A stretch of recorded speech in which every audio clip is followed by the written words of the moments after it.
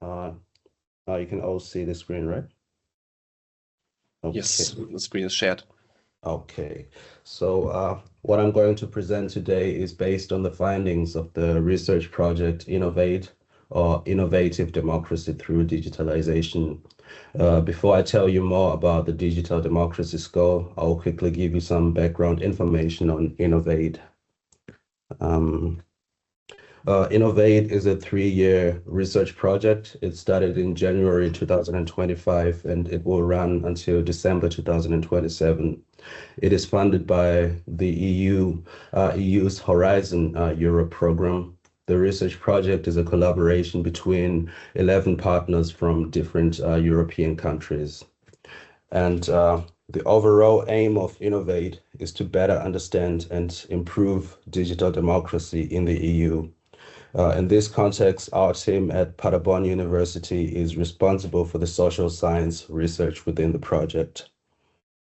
The digital democracy score, which we are going to present today, is part of INNOVADE's work package 2, specifically task 2.9, which involves developing a digital democracy grading toolkit.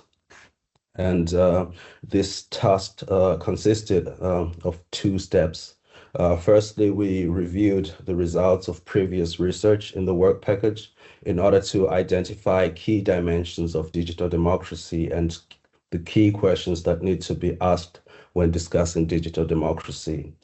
And secondly, we used these key dimensions to develop a quantitative survey and a methodology that calculates a digital democracy score based on the responses to the survey.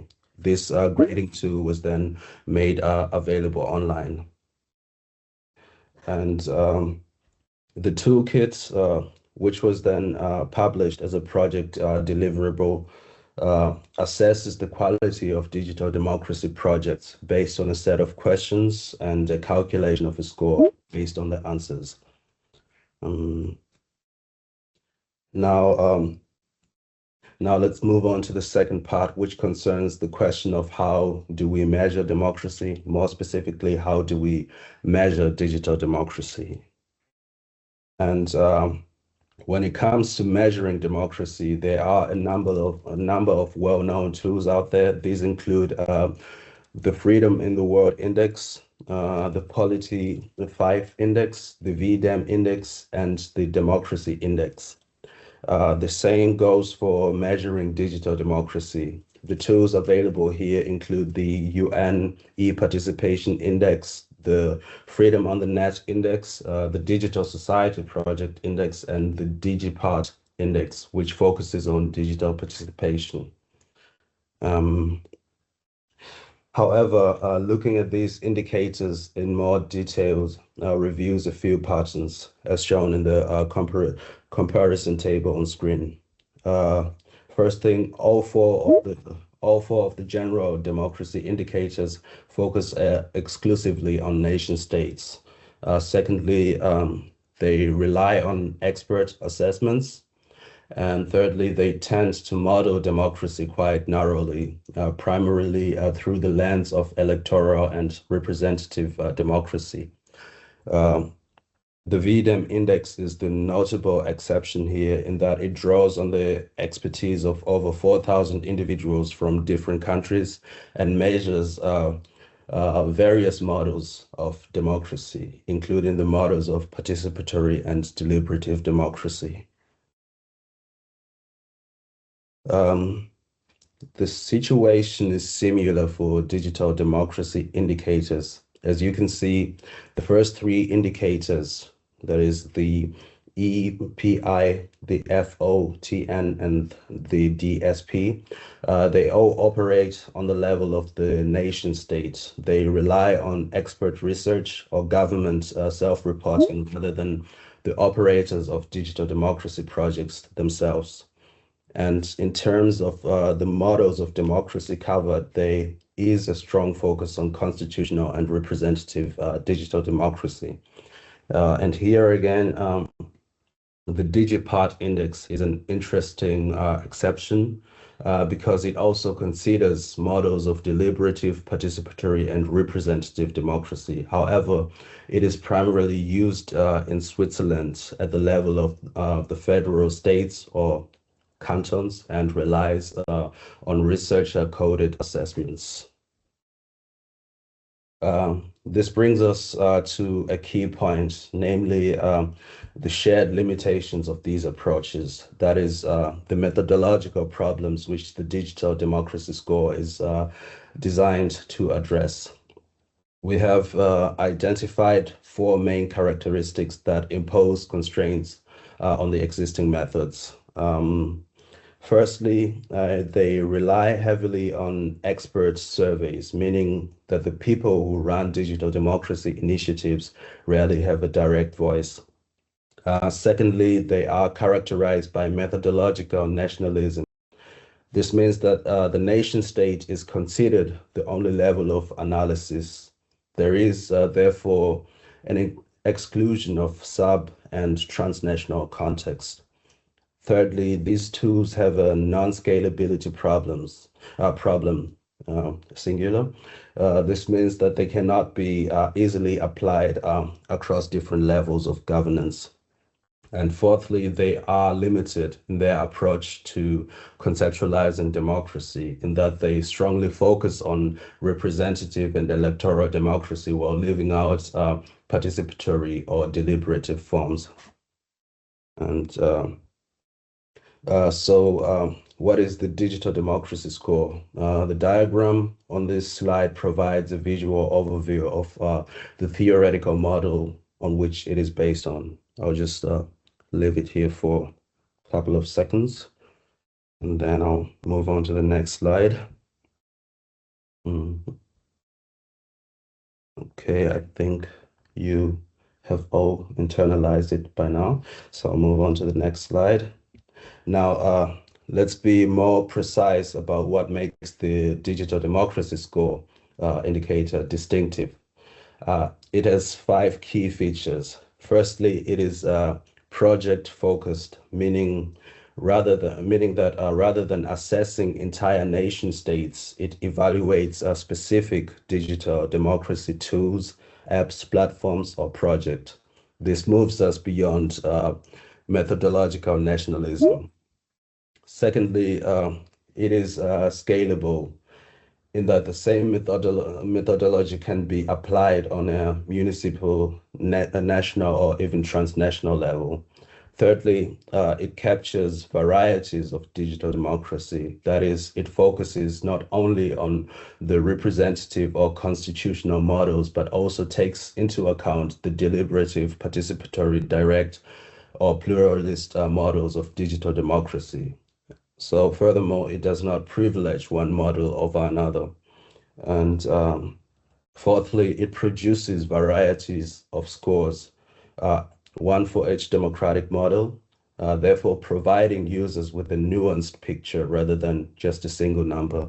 And fifthly, or lastly, it allows for a unity of digital democracy's variety. This means that all the individual scores are combined into an overall digital democracy score, providing a holistic summary.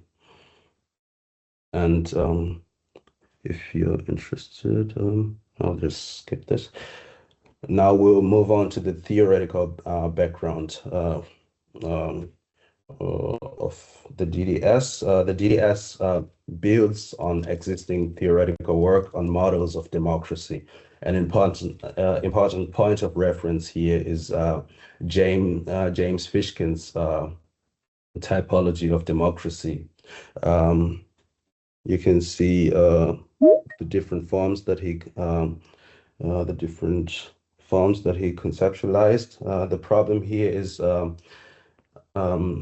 Fishkin's typology does not include participatory democracy. This is one of the reasons why we extended the framework to include this model, which is a crucial component of digital democracy, exemplified by digital democracy platforms that enable processes such as participatory budgeting, the crowdsourcing of policy ideas, online petitions, and so forth.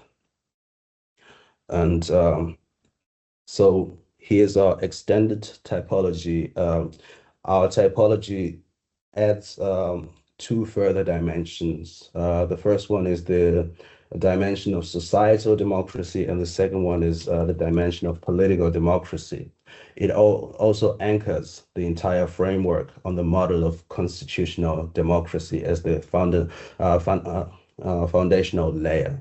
So constitutional democracy, which encompasses fundamental human and civil rights, is not just another option. Rather, it is the necessary precondition for all other models of democracy. This is why it is treated differently in the digital democracy score, as my colleague Kevin will explain later on.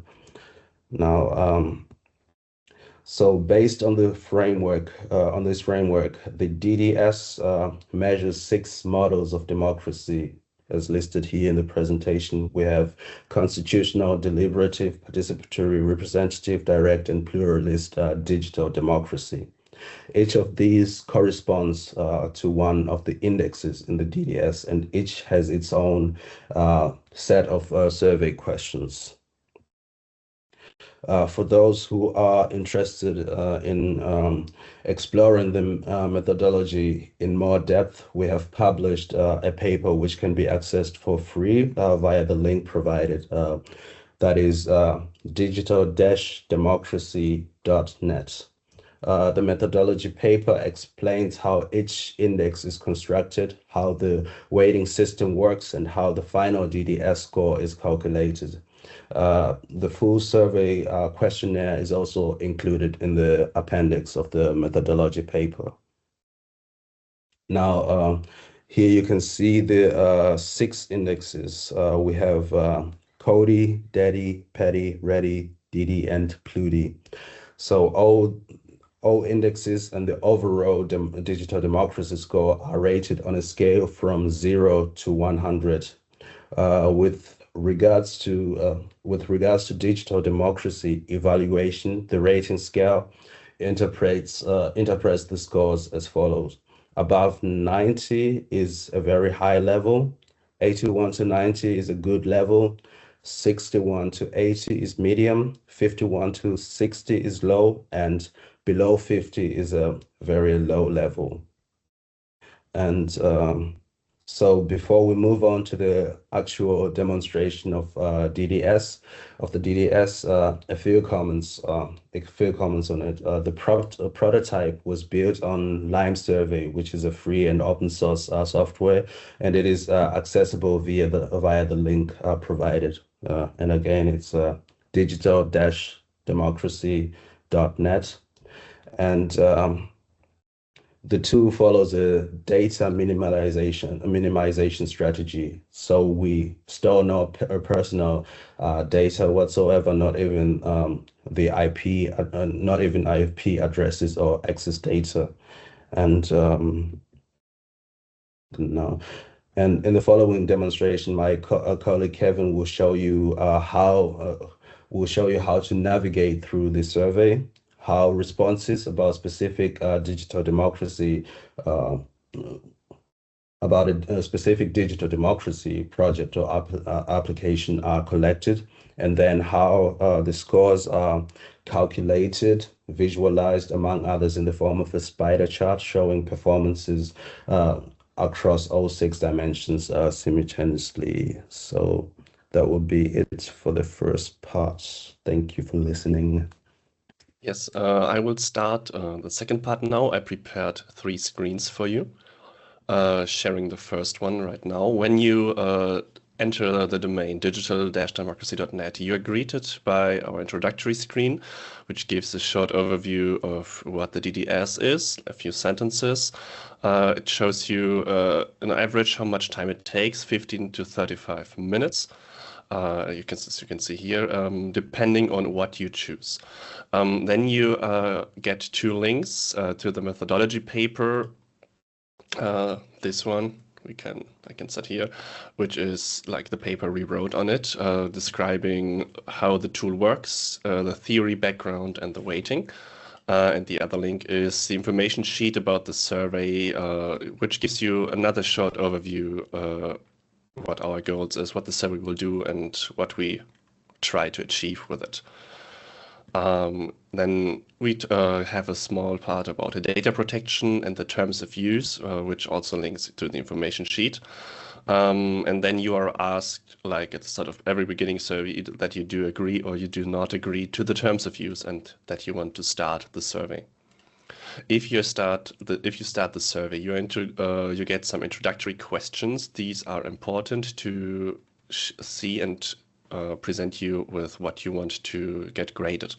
Constitutional democracy is always included, so these questions are mandatory and they are weighted with 40%, and the rest of these questions share the rest of the 60% end score weighting, depending on what you choose and how you include it. The exact weighting calculation can be read or can be seen in the measuring index, where we have like the calculation here and how we exactly calculate these. It's a bit long if I try to explain these now. We include, for example, in this first thing I share, just online debating, and then I can show you the introductory questions of constitutional.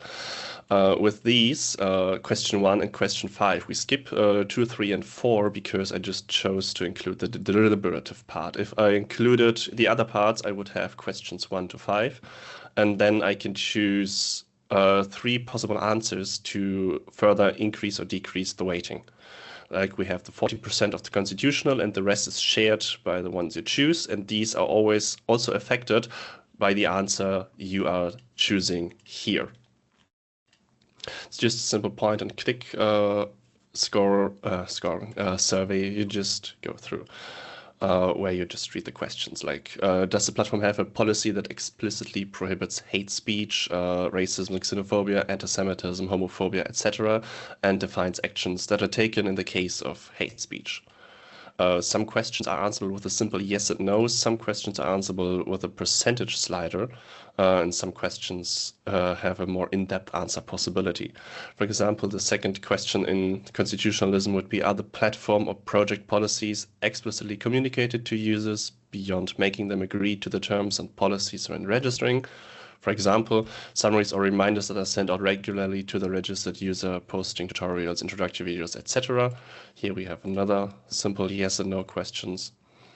Or does your platform system app have a policy that makes clear what happens if the user violates the rules, voices threats of violence, or harasses other users, and so on? I think you get the introduction part of the constitutionalism. I will then go over to the next part where I have, it's probably this one, yes. No, this is the, it's not the Firefox one, it's the Chrome one. Yes, where we just skip a few questions because it takes a bit. We have at the top of the survey a slider or a percentage that shows you how far you are with the one with the survey. With online debates or the deliberative part, we cover 24 questions. Each of these parts, like the participation part and so on, are about 20 questions plus or minus some. Here we have, like I mentioned before, some percentage sliders. So we ask what share of individuals in your community has access to digital tools that allow them to access your digital democracy application, or if you have no such data available, that we want you to make just an informed estimation. So we can say that like about 71 to 80% of individuals have access to digital tools. And then we want to know what share of individuals in your community who have access to these digital tools has used your digital tools.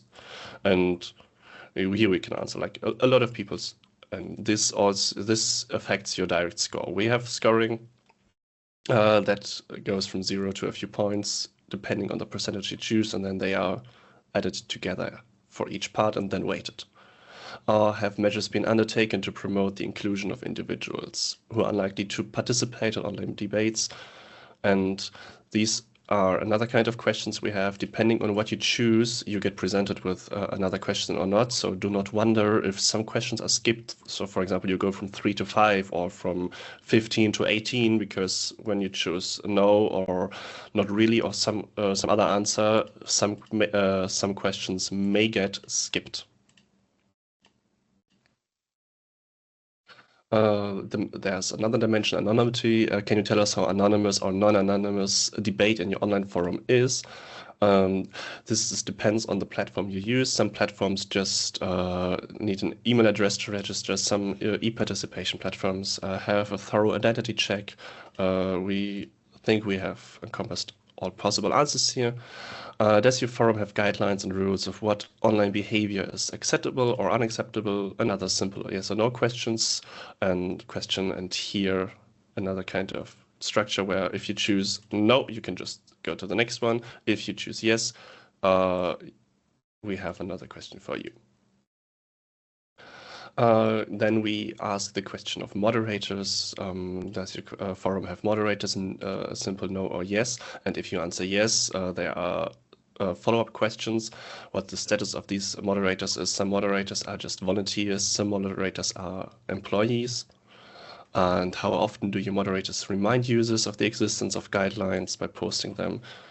It's just never once a year, more than once a year, at least once a month, and so on. And now I will just jump to the final part of the question, where this is section 6, dimension of minorities. The survey is about 94% complete. These last 4% are completed when I click next. The last 6% are completed when I click next. This is when there are decisions taken by participants via the platform that result in new policies, projects, or other changes. According to official policy, how often should the will of majority be expressed on the platform? Or be implemented, even if the resulting policy or action would violate the human or civil right of minorities. There we have like a range of questions that ranges from never, usually not, half of the time, usually, and always. Always would be the answer that the majority vote should be implemented, even if it breaks human rights. So I just chose never. Then we are greeted with the final screen of the DDS. In this one, I included every index, and you can see another variation from 0 to 100 points, where what is very low level and what is very high level, and then each of your indexes you included and the score. You have short overview of the weighting, and you can also download each scoring as a plain text PDF. So it's probably better to read or better to go through again than to the survey again. The methodology paper is also linked here. And then we will provide some suggestions. These suggestions are based on the scoring. The spider chart shows, like Joel mentioned, just a visual representation how you scored. And for each of your included score, you can download another PDF that shows you the exact questions where you may have less points or 0 points and what may be improved upon them, or some form of guidelines. And at the end of the digital democracy score application we developed, it's just a short feedback form. You can answer how helpful or you found our presentation or our score, and how easy or difficult you find the tool to navigate. You can choose what you want, and you can give us a small feedback, and we will read it. This feedback is submitted anonymously, so none of your email addresses or IP addresses, as Joel said, are collected. Thank you.